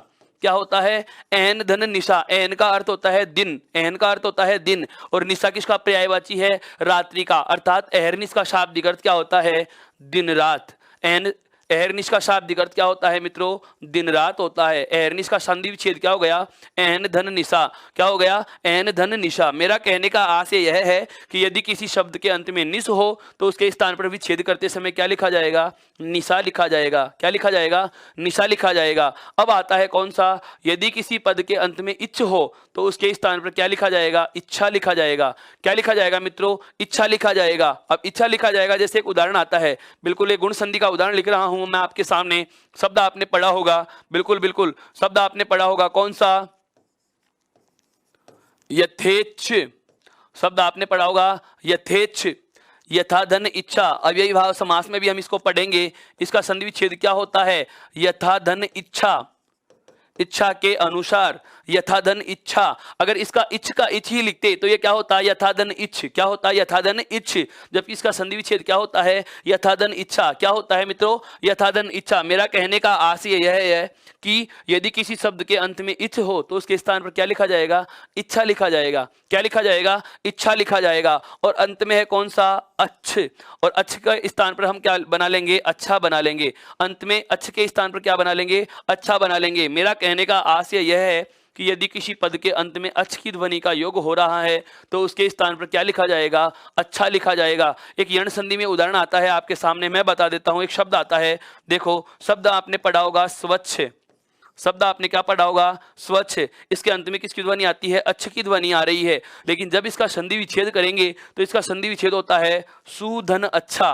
सुधन अच्छा। अर्थात जो स्वच्छ में जुड़ा हुआ अंतिम पद अच्छ है वह किस में बदल गया? अच्छे में बदल गया। जो सुंदर भी है और अच्छा भी है, जो साफ भी है और अच्छा भी है, उसे क्या कहेंगे? स्वच्छ कहेंगे। मेरा कहने का आशय यह है कि यदि किसी शब्द के अंत में, ध्यान से समझना, पूरा नियम भी लिखा है, मैंने इनके उदाहरण भी लिख दिए हैं आपके सामने, इनमें से कोई सा भी, और ये कोई अपवाद के रूप में नहीं, इनके तथ्य आपको ध्यान रखने हैं। ये अपवाद किस नहीं है, ये शब्द पूर्णता के कंसेप्ट हैं जो मैंने एक अपवाद की तथ्य से आपको जोड़कर पढ़ाए हैं ताकि आपको ये पता रहे, और इनके लिए किसी प्रकार के कोई नियम की आवश्यकता नहीं है। ये अपने आप में पूर्णतः बिल्कुल बिल्कुल ये आपके मूल संधियों के उदाहरणों में आते हैं। यथेच्छ शब्द बहुत बार आया हुआ है, संधि में भी और समास में भी आता है। अव्ययी भाव समास के उदाहरणों में भी आता है। प्रथम पद अव्ययी भाव समास है ये। जब हम समास के बारे में चर्चा करेंगे मैं फिर से इस शब्द का दोहरान करूंगा, ध्यान रहे। यण संधि में शब्द आता है स्वच्छ वाला। संयोग का पद है नवरात्र। संयोग का पद कौन सा है? नवरात्र। एहन की संधि में महत्वपूर्ण उदाहरण आता है अहरनिश का।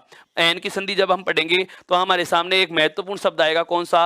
अहरनिश आएगा। इसके अलावा एक जो आप पढ़ते हो, कौन सा? बार बार हम एक उक्ति भी बोलते हैं, प्रत्यक्ष को प्रमाण की आवश्यकता नहीं होती। जो आंखों के सामने हो जाता है उसे और किसी सबूत या गवाह की जरूरत महसूस नहीं होती। जो आंखों के सामने हो, प्रति प्लस अक्षी, अर्थात आंखों के है जो सामने, उस चीज को हमें अगर समझना हो तो हमें पता होना चाहिए कि अक्ष के स्थान पर क्या हो जाता है मित्रों? अक्षी हो जाता है। क्या हो जाता है? अक्षी हो जाता है। तो नियम क्या हो गया? वापस से सुन लेना एक बार, कि यदि किसी शब्द के अंत में अक्ष, रात्र, निश, इच्छ या अच्छ हो तो ये क्रम से अक्षी, रात्रि, निशा, इच्छा या अच्छा में बदल जाते हैं। इसका भी आप स्क्रीनशॉट ले सकते हैं बहुत अच्छे से।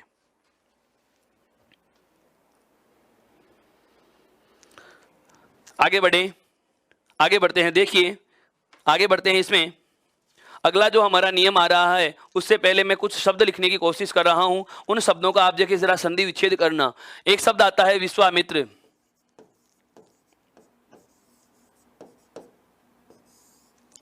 बिल्कुल, एक शब्द आता है विश्वामित्र, एक शब्द आता है प्रभु दयाल,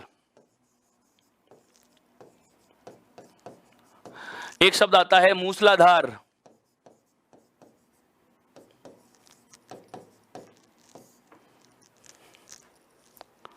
बिल्कुल ये बहुत अच्छे शब्द बता रहा हूं। हाँ, एक शब्द आता है विश्वामित्र, एक शब्द है प्रभु दयाल, एक शब्द है कौन सा, विश्वामित्र, एक शब्द है क्या, सारंग। शब्द क्या है मित्रों, सारंग। और एक शब्द क्या है, पतंजलि। शब्द क्या है मित्रों, पतंजलि। मैं इन सभी पे चर्चा करूंगा, इन सभी पे चर्चा करूंगा, विश्वामित्र, प्रभु दयाल और मूसलाधार। मैं आपसे पूछना चाहता हूं, बिल्कुल बिल्कुल मैं आपसे पूछना चाहता हूं, जरा आप मुझे बताएंगे कि इस विश्वामित्र का संधि विच्छेद क्या होगा। एक बार इनको हम बाद में ले लेंगे, इन दोनों शब्दों को हम बाद में ले लेंगे, पहले चर्चा में हम इन्हीं की बात करते हैं कि विश्वामित्र का संधि विच्छेद क्या होगा। बिल्कुल बिल्कुल, अब समझिए यहां पर हमारे जहन में दो सवाल आ रहे हैं। आप कहोगे कि सर वैवर्ण से ठीक पहले आधा आ रहा है, वैवर्ण से ठीक पहले आधा आ रहा है, मैं इसको यण संधि से तोड़ दूं क्या। चलो मान लिया इसमें यण संधि से विच्छेद करें तो इसका विच्छेद क्या होता है, विसु। क्या होता है, विसु। वै में कौन सा स्वर जुड़ा हुआ है, आ। विसु प्लस आमित्र, दोनों ही प्रकार के पदों का कोई अर्थ नहीं निकलता, अर्थात यह संधि विच्छेद तो गलत है। दूसरा संधि विच्छेद जो होना चाहिए क्या, कि यहां पर आ की मात्रा में से इसको तोड़कर देखिए, हो सकता है दीर्घ संधि हो। तो दीर्घ संधि में देखें तो हमें पता है ए या आ के बाद में ए या आ का योग होता है तो क्या बनता है, आ बनता है। ए या आ के बाद में ए या आ का योग होता है तो क्या बनता है मित्रों, आ बनता है। मैं इसका विच्छेद करूंगा तो शब्द क्या लिखा जाएगा, विश्व। बिल्कुल, और इधर क्या आना चाहिए, या तो अमित्र आना चाहिए और या फिर क्या आना चाहिए, आमित्र आना चाहिए मित्रों, क्योंकि संधि पद यही कह रहा है, संधि पद यही कह रहा है क्या, कि विश्व व में क्या जुड़ा हुआ है मित्रों, इस व में क्या जुड़ा हुआ है हमें पता है ए, और इधर क्या है, या तो ए और या फिर आ। अब चाहे ए के साथ ए जोड़ो चाहे ए के साथ आ जोड़ो, बनना क्या है, आ ही बनना है। लेकिन मैं कहूं कि इस प्रकार का यदि आप विच्छेद करते हो तो भी ये गलत होगा, तो भी ये गलत होगा। विश्व प्लस अमित्र और विश्व प्लस आमित्र, इस प्रकार का विच्छेद भी आपके इस विश्वामित्र में क्या हो जाएगा, गलत हो जाएगा। विश्व प्लस अमित्र और विश्व प्लस आमित्र गलत क्यों होगा, इसका कारण जानिए मित्रों, इसका कारण जानिए। कारण यह है, विश्व का मतलब तो हो गया संसार, विश्व का मतलब तो क्या हो गया, संसार, और मित्र का मतलब क्या होता है मित्रों, सखा।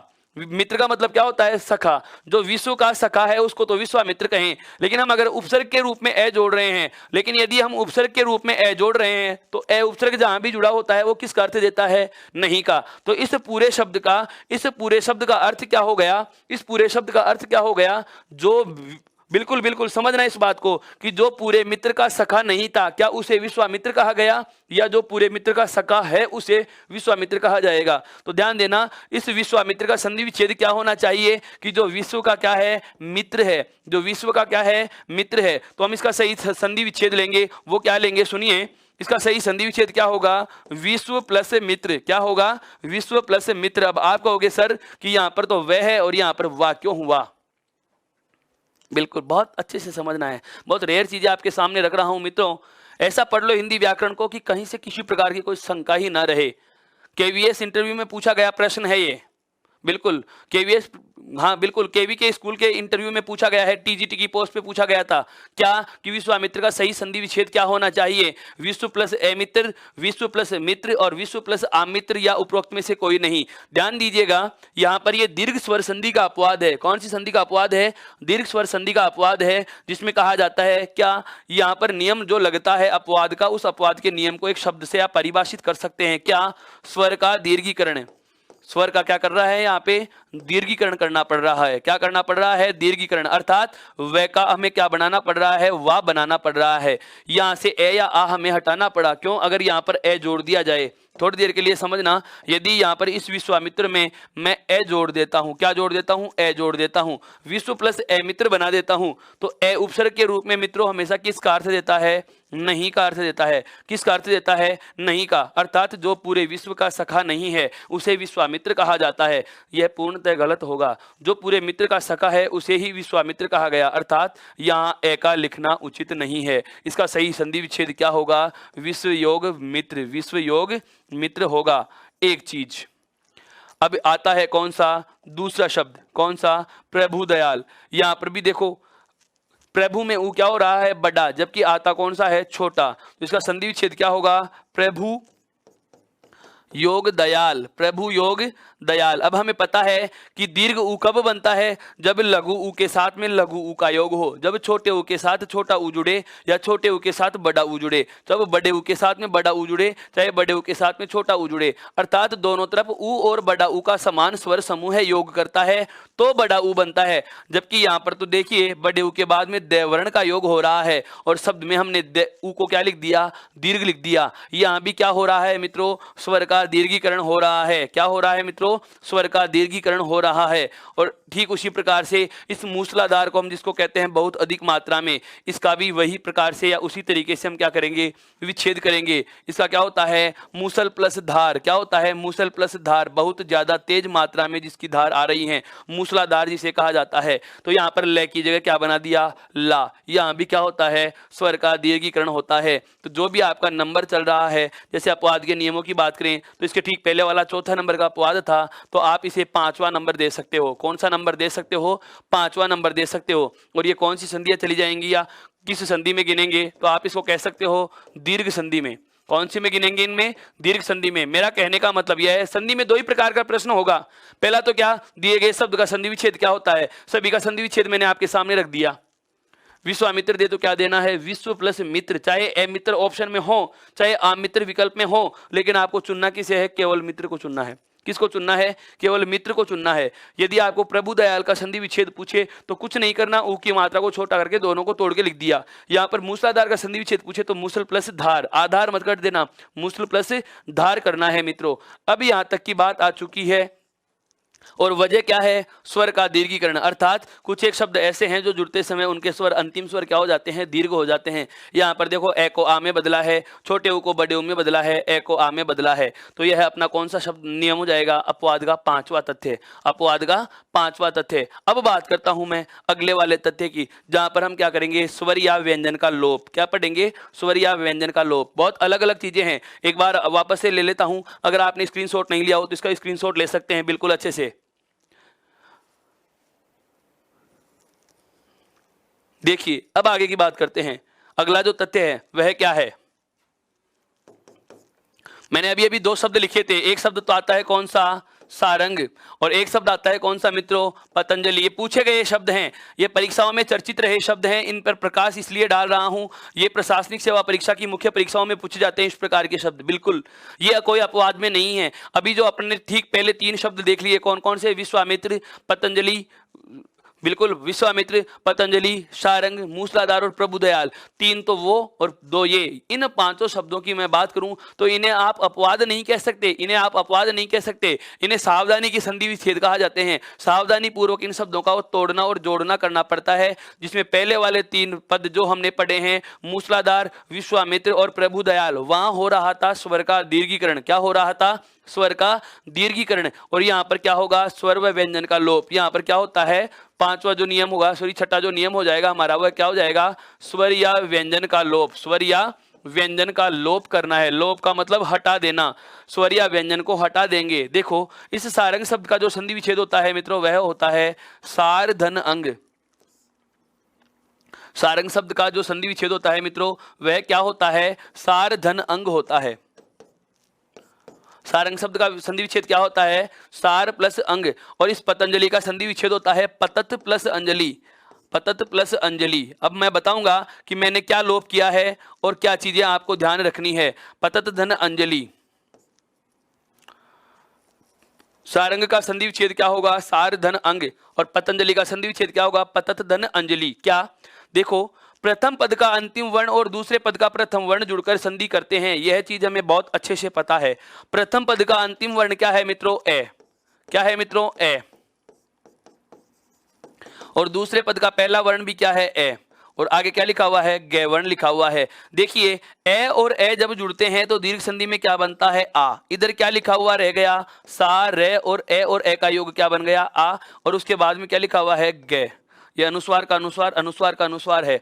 अब देखिए इन सबको जोड़ें तो सा का तो सा, रे में आ जोड़ेंगे तो क्या बनेगा रा, और उसके बाद अनुस्वार और क्या लिखा जाना चाहिए गय। शब्द क्या बन गया सारांग, क्या बन गया सारांग, जबकि शब्द हमारा क्या है सारंग है, शब्द हमारा क्या है सारंग। बहुत अच्छे से समझो, यहां भी आप आ सकते हैं, यहां भी आप आ सकते हैं। देखो अगर मैं बात करूं व्यंजन संधि में एक नियम आता है, व्यंजन संधि में जब सैगोस के नियम पढ़ेंगे, या मैं कहूं ओवरऑल व्यंजन संधि का पहला नियम, ओवरऑल व्यंजन संधि का पहला नियम क्या कहता है, एक एक शब्द पे गौर करना। हम बिल्कुल अगले ही पल व्यंजन संधि आरंभ करने वाले हैं, उससे ठीक पहले मैं आपको बातें बताऊंगा, तो उस चीज को समझिए। एक जरा सा हिंट दे रहा हूं आपको, बहुत अच्छी शुरू कर रहा हूं, बहुत अच्छे से शुरुआत देंगे व्यंजन संधि को। जैसे आपने इस स्वर संधि को बहुत विस्तार से, बहुत आराम से, बहुत मनोयोग से पढ़ा है, ठीक उसी प्रकार से उसके भी आपको बहुत अलग तथ्य और अलग कंसेप्ट मिलेंगे। देखो क्या व्यंजन संधि में नियम आएगा कि यदि किसी भी वर्ग का मतलब क च ट त और प, जो 5 लाइनें या 5 वर्गीय व्यंजन जो हमने पढ़े हैं 25 वर्णों में, उनके जो पहले पहले वर्ण नहीं होते क्या, जैसे क वर्ग का पहला वर्ण क है, च वर्ग का पहला वर्ण च है, ट वर्ग का पहला वर्ण त वर्ग का पहला वर्ण त और प वर्ग का पहला वर्ण प ही होता है। तो मैं कहूं यदि किसी भी वर्ग के प्रथम वर्ण के बाद किसी स्वर का योग हो, क्योंकि स्वर सघोष होते हैं, स्वर क्या होते हैं सघोष होते हैं, तो यदि किसी भी वर्ग के प्रथम वर्ण के बाद किसी सघोष वर्ण का योग होता है, तो पहला वर्ण अपने ही वर्ग के तीसरे में बदल जाता है, अर्थात इस तय के स्थान पर क्या बदल जाएगा मित्रों, द बदल जाएगा, और इधर क्या रह गया पत, और आगे क्या लिखा हुआ है अंजलि, आगे क्या लिखा हुआ है अंजलि। अब आप इस पूरे शब्द को जोड़िए तो देखो क्या हो गया, प त द में ए जोड़ेंगे तो द पूरा और जली पतंजलि। ऐसा कोई शब्द हमारे पास नहीं है, ऐसा कोई शब्द हमारे पास नहीं है। मैंने क्या कहा, अब मुझे क्या करना है, स्वर या व्यंजन का लोप करना है, स्वर या व्यंजन का क्या करना है, लोप करना है। अब आती है बात क्या, सर इनका संधि विच्छेद कैसे होगा, संधि विच्छेद कैसे होगा। तो मित्रों जो संधि विच्छेद आपने ऊपर किया है सार अंग का, तो सार प्लस अंग और पतंजलि का पतत प्लस अंजलि, संधि विच्छेद यही सही है बिल्कुल। अब मैं करूंगा यहां पर स्वर और व्यंजनों का लोप, वो चीज जानिए। देखिए सारंग में, देखिए इस सारंग में कौन से, बिल्कुल इस सारंग में कौन से स्वर का लोप हो रहा है या किसका लोप हो रहा है, वह चीज ध्यान रखनी है। तो ए और ए के जुड़ने से क्या बनना चाहिए था, आ बनना चाहिए था, क्या बनना चाहिए था, आ बनना चाहिए था। लेकिन इस प्रथम ए का हमने क्या किया है मित्रों, इसमें लोप किया है, क्या किया है, लोप किया है। जैसे ही आप इस प्रथम ए का लोप कर दोगे तो शब्द बच जाएगा क्या, सार प्लस अंग, सार प्लस अंग। अब सार प्लस अंग आपके सामने बचा हुआ है, सार प्लस अंग आपके सामने बचा हुआ है, तो नया रूप देखो क्या आ जाएगा, नया रूप क्या आ जाएगा,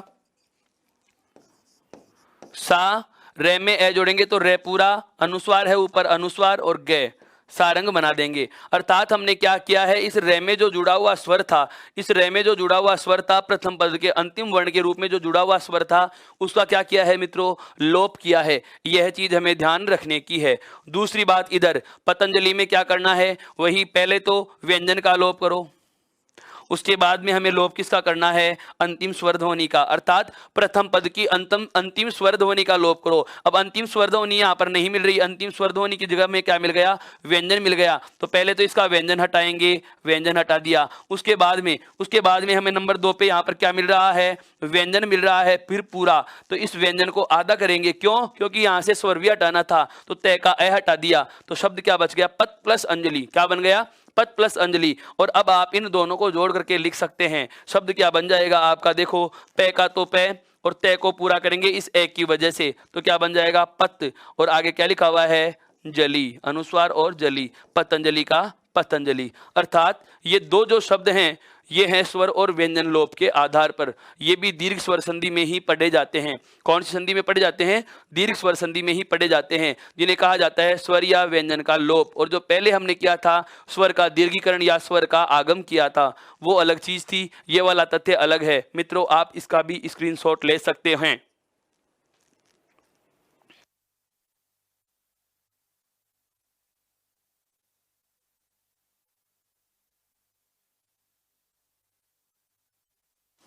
आगे बढ़ते हैं, यहां तक की बात बहुत अच्छे से समझ में आ चुकी। अब आता है हमारा अगला तथ्य, बिल्कुल बिल्कुल बहुत अच्छे से समझना है इस बात को कि क्या कहना चाह रहे हैं। देखिए आगे एक शब्द आता है मित्रों अद्रोष्ट, और एक शब्द आता है मित्रों दंतोष्ट। मैं उन सभी तथ्यों को शामिल कर रहा हूं जो हमें भ्रमित कर सकते हैं। अधरोष्ट अगर ऐसा लिखा हुआ नहीं आएगा तो ये अधरोष्ट ऐसे भी लिखा हुआ आ सकता है, ये दंतोष्ट ऐसे भी लिखा हुआ आ सकता है। बदलाव क्या किया है, यहां पर मैंने वृद्धि स्वर का प्रयोग किया है, यहां पर गुण स्वर का प्रयोग किया है। अर्थात एक मात्रा लगा के ओ लिखो चाहे दो मात्रा लगा के ओ लिखो, ओ की मात्रा लगाओ चाहे औ की मात्रा लगाओ, कंडीशन क्या है, यह भी वर्तनी की दृष्टि से शुद्ध माना जाता है और यह भी वर्तनी की दृष्टि से शुद्ध माना जाता है। अर्थात ये दोनों शब्द दोनों तरीकों से लिखे जाते हैं, ये दोनों शब्द दोनों तरीकों से लिखे जाते हैं। हो सकता है ये चीज मैंने क्यों शामिल की, बिल्कुल यह बात हमारे जानने की है कि यह चीज मैंने क्यों शामिल की है, दंतोष्ट वाली और एक कौन सी, अधरोष्ट वाली। यह बात मैंने शामिल इसलिए करी है मित्रों, ध्यान देना, मेरे एक शब्द पे गौर करना कि हो सकता है आपको अधरोष्ट दे दे, अधरोष्ट दे दे तो आप इसका संधि विच्छेद करोगे अधर धन ओष्ठ, अधर धन ओष्ठ। इसमें तो आपको कोई दिक्कत नहीं आई, क्यों, क्योंकि आपको पता है कि ए या आ के बाद ओ या औ मिले तो औ बनता है, औ बना दिया। लेकिन यदि यह वाला शब्द आपको नहीं दिया जाए, यह वाला शब्द आपको नहीं दिया जाए और आपको अधरोष्ट दे दिया जाए तो इसका तो संधि विच्छेद गुण संधि के अकॉर्डिंग होना चाहिए। क्या, अधर प्लस उष्ट, क्या होना चाहिए, अधर प्लस उष्ट, जो कि पूर्णतः गलत है। आपको चाहे एक मात्रा लगा के ओ दे चाहे दो मात्रा लगा के ओ दे, इन दोनों शब्दों में ध्यान रखना है। अधरोष्ट लिखे चाहे अधरोष्ट लिखे, चाहे दंतोष्ट लिखे चाहे दंतोष्ट लिखे, यहां पर एक मात्रा का ओ आए चाहे दो मात्रा का ओ आए, दोनों ही प्रकार के शब्दों में आपको जो संधि विच्छेद करना है, दोनों ही प्रकार के जो शब्दों में आपको संधि विच्छेद करना है वह कौन सा करना है मित्रों, अधर प्लस ओष्ठ करना है। चाहे एक मात्रा का आए तो भी आपको इसको गुण संधि से ही तोड़ना है। तो अपवाद की वजह कौन सा शब्द हुआ इनका, ये दूसरा रूप। क्यों, दूसरा रूप लिखा हुआ तो गुण संधि के अनुसार है और गुण संधि के अनुसार अगर इनका विच्छेद किया जाए तो इसका विच्छेद होगा क्या, अधर प्लस उष्ट, क्या होगा, अधर धन उष्ट, क्या होगा, अधर धन उष्ट। और इसका क्या हो जाएगा, दंत धन उष्ट, क्या हो जाएगा मित्रों, दंत धन उष्ट, जो कि पूर्णतः गलत हैं, जो कि दोनों ही क्या हैं, गलत हैं। होना यही चाहिए, होना यही चाहिए, शब्द का लिखा हुआ रूप है गुण संधि का, उसके अनुसार इनका विच्छेद यही होना चाहिए। ये तो हो गई फैक्ट बात, लेकिन ये दोनों ही क्या माने जाते हैं, गलत होते हैं, दोनों ही गलत हैं। और यही वजह हो गई कि इनको अपवाद में शामिल करना पड़ा कि इनके गुण संधि को भी हम किस संधि की तरह तोड़ रहे हैं, वृद्धि संधि की तरह तोड़ रहे हैं। तो चाहे अधरोष्ट एक मात्रा लगा के लिखे चाहे दो मात्रा लगा के लिखे, विच्छेद आपको क्या करना है, अधर प्लस ओष्ठ, और यहाँ पर क्या करना है, इसका विच्छेद दंत प्लस ओष्ठ, क्या लिखना है मित्रों, दंत प्लस ओष्ठ लिखना है। इस प्रकार से आपको ध्यान रखना है। यह आपका 7वें नंबर का तथ्य हो गया है, क्या, कि दंतोष्ठ और अधरोष्ठ दो दो प्रकार से लिखे जाते हैं, लेकिन वृद्धि सदैव, हाँ बिल्कुल बिल्कुल, संधि सदैव वृद्धि ही मानी जाएगी। अधरोष्ठ और दंतोष्ठ, हाँ बिल्कुल मित्रों, ये कुछ शब्द ऐसे हैं जो अनेक प्रकार से लिखे जाते हैं, इनमें वृत्तिगत अशुद्धियां भी नहीं होती, क्योंकि ये लोक प्रचलित शब्द होते हैं। लोक प्रचलित शब्द और बता रहा हूं, जैसे आपने पढ़ा होगा, बिल्कुल आपने पढ़ा होगा, इनका एनसीईआरटी तक में जिक्र होता है। दोस्तों हम तो क्या होते हैं, केवल रटने वाली चीजें पढ़ा करते हैं, आदतें खराब हो गई ना, बिल्कुल हमें विश्वास नहीं होता फैक्ट चीज क्या होती है, वो चीज हमें जानने की आवश्यकता होती है, वह तो हम जानते नहीं है। जैसे आपके सामने में अब चर्चा चल गई तो कुछ एक शब्द लिख रहा हूं, देखो बहुत अच्छे शब्द लिखने वाला हूं। एक शब्द हम लिखते हैं क्या, सर्दी, एक ऋतु का नाम है गर्मी, बिल्कुल बिल्कुल। एक शब्द है मंदिर, एक शब्द क्या है, मंदिर है, शब्द क्या है, मंदिर। देखो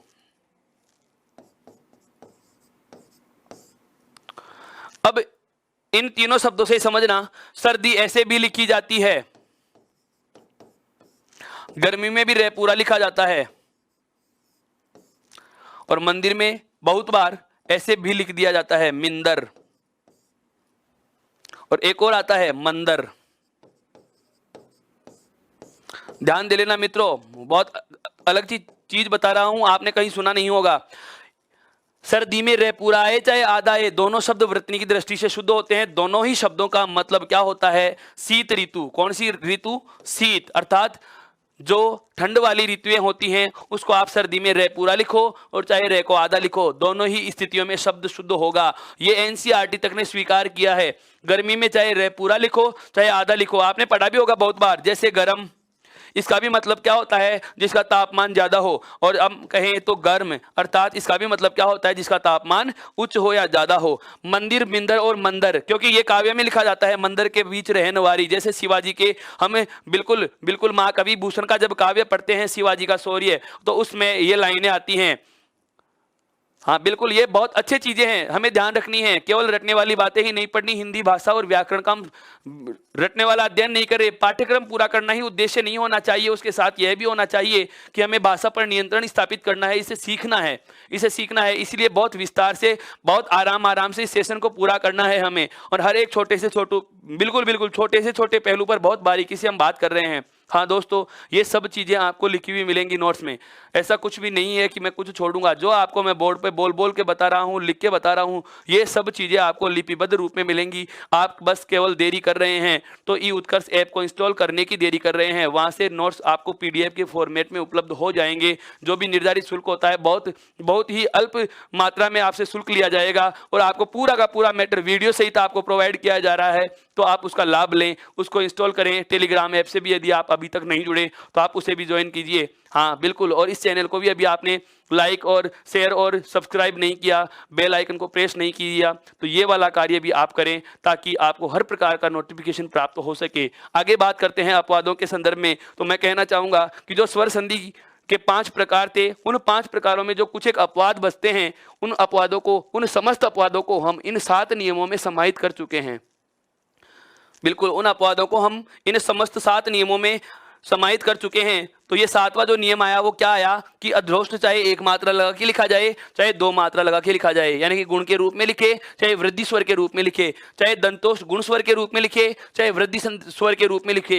इन दोनों ही स्थितियों में इनका संधि विच्छेद कौन सा होगा?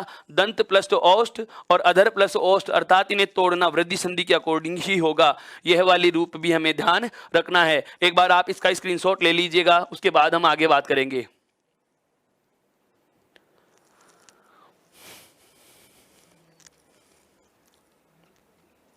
यहां तक की बात समझ में आ जाने के बाद एक बार वापस से दोहरा देता हूं, अब तक हमने क्या पढ़ा है। आज हम बात कर रहे हैं क्या? स्वर संधि के 5 प्रकारों में जो हमने अपवाद छोड़े थे उनके संदर्भ में। अपवादों में देखो, सबसे पहले हमने बात की 5 शब्दों से संबंधित। कौन कौन से शब्द हैं? एक तो है प्रोढ़, एक है प्रोढ़ा, एक तो क्या है प्रोढ़, एक क्या है प्रोढ़ा, एक है दंतोष्ठ स्वेर, और एक क्या है स्वेरिणी, और एक क्या है अक्षोहिणी। वापस से बोल रहा हूं, 5 शब्द हैं। कौन कौन से? प्रोढ़, प्रोढ़ा, स्वेर, स्वेरिणी और अक्षोहिणी। इन 5 शब्दों में संधि विच्छेद होता है गुण संधि के अनुसार, लेकिन संधि मानी जाती है कौन सी? वृद्धि संधि। कौन सी मानी जाती है मित्रों? वृद्धि संधि मानी जाती है। उसके बाद मैंने 2 शब्दों की चर्चा की। एक तो है आपके सामने कौन सा? गवेंद्र, और एक आपके सामने कौन सा है? गवाक्ष। गवेंद्र और गवाक्ष, इन दोनों ही शब्दों में 2-2 संधियां मानी जाती हैं, और 2-2 ही इनके संधि विच्छेद माने जाते हैं। और परीक्षा में एक समय में एक ही विकल्प आएगा। यदि दोनों आ जाते हैं तो तीसरा या चौथा विकल्प अवश्य पढ़ें, क्योंकि उसमें आपको इस प्रकार की लाइन मिलेगी, उपरोक्त दोनों। और यदि ऐसा भी विकल्प नहीं आता है और फिर भी यदि आपको एक चुनने का अवसर दिया जाए, तो आप इनका जो सही वाला संधि विच्छेद है यह चुनाव करके आना। कौन सा चुनाव करके आना? गवेंद्र में गुण संधि अर्थात गौ प्लस इंद्र, और गवाक्ष में दीर्घ संधि गौ प्लस अक्षी। इसका आप चयन कर सकते हो। हालांकि ऐसा क्वेश्चन देगा नहीं, विवादित चीजें ज्यादा नहीं दी जाती है, पेपर बनाने वाला स्वयं बचता है। फिर आ गया हमारे पास कौन सा शब्द? रामायण शब्द। कौन सा शब्द आ गया? रामायण शब्द। सवाल क्या है कि रामायण शब्द को अपवाद में क्यों लिया? तो मित्रों ध्यान देना, रामायण शब्द ऐसा है जिसमें एक शब्द में 3 संधियां मानी जाती हैं, जिसमें दीर्घ संधि का नियम भी लग रहा है, अयादि संधि का नियम भी लग रहा है, और एक व्यंजन संधि का नियम भी यहाँ पर लागू हो रहा है। तो दीर्घ संधि में 3 संधियों के नियम लागू होते हैं। कौन कौन सी के? दीर्घ स्वर संधि का, व्यंजन संधि का, और एक अयादि संधि का। लेकिन परीक्षा में सदैव, चाहे कैसे भी प्रश्न आए, आंसर सदैव कौन सा होगा? दीर्घ ही मानी जाएगी। रामायण के नाम से तो केवल एक संधि का याद रखना है नाम, कौन सी का? दीर्घ का। अन्य आपको विकल्प दिए जा सकते हैं, अन्य जैसे रामायण शब्द का सही संधि विच्छेद होगा, राम धन अयन भी आ जाए और रामई धन अन आ जाए। अब आप इस रामई धन अन को जोड़ोगे तो बनेगा तो रामायण ही, ध्यान देना, बनेगा रामायण ही बनेगा। लेकिन इसका जो माना हुआ संधि विच्छेद है वह कौन सा माना जाएगा? दीर्घ का ही माना जाएगा, चाहे यह विकल्प में आ ही क्यों न हो। बिल्कुल ध्यान में रखने वाली चीजें हैं। उसके बाद अगला जो तथ्य हमने चर्चा किया वो कौन सा है, यदि किसी पद के अंत में अक्ष अक्षी अक्ष के अक्ष रात्र निश इच्छ या अच्छ हो तो ये क्रम से अक्षी रात्रि निशा इच्छा या अच्छा में बदल जाते हैं। उसके बाद जो अगली बात हमने चर्चा की है वह कौन सी है कि दीर्घ संधि के 3 शब्द देखे, विश्वामित्र है, प्रभु दयाल है, मूसलाधार है। इन्हें कहा जाता है दीर्घ का, बिल्कुल बिल्कुल बिल्कुल दीर्घ का अपवाद, यानी कि स्वर का दीर्घीकरण हो जाता है। इन संधियों में देखते हैं यहाँ पर एक की मात्रा किसमें बदल गई, आ में। यहाँ पर ऋस्व उ की मात्रा किसमें बदल गई, दीर्घ उ में। यहाँ पर एक की मात्रा किसमें बदल गई दोस्तों, बिल्कुल आ में बदल गई, अर्थात स्वर क्या हो गया, दीर्घ हो गया। देखो ए लघु है, दीर्घ में बदल गया।